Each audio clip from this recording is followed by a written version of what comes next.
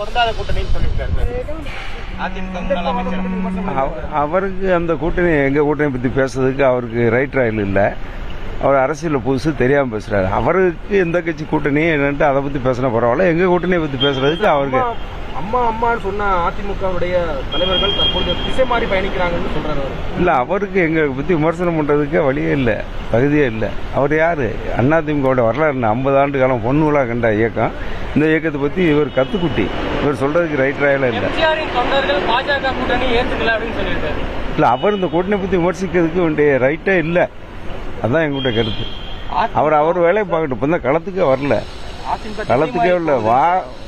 மாவட்டத்துக்கு ஒரு கூட்டத்துக்கு போகிறாரு. எங்கள் பொதுச்செயர் தொகுதி வாரியாக போகிறாரு. தொகுதி வாரியாக இன்றைக்கி தன்னெழுச்சியாக மக்களை காப்போம், தமிழகத்தை மீட்போம்ன்ற எழுச்சி பயணம் வெற்றிகரமாக இருக்குது. அதனால் மற்றவர்களை பற்றி எங்களுக்கு கவலை இல்லை. பாஜகவோட அதிமுக வைக்கிற கூட்டணி பொருந்தாத கூட்டணின்னு சொல்லியிருக்காரு.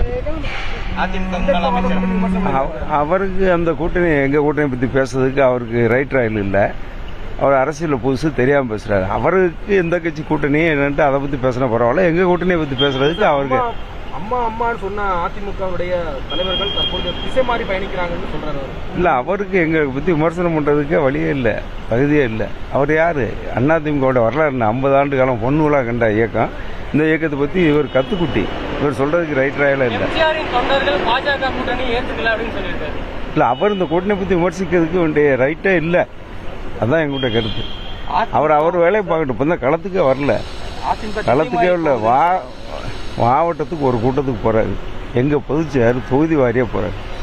தொகுதி வாரியாக இன்றைக்கி தன்னெழுச்சியாக மக்களை காப்போம், தமிழகத்தை மீட்போம்ன்ற எழுச்சி பயணம் வெற்றிகரமாக இருக்குது.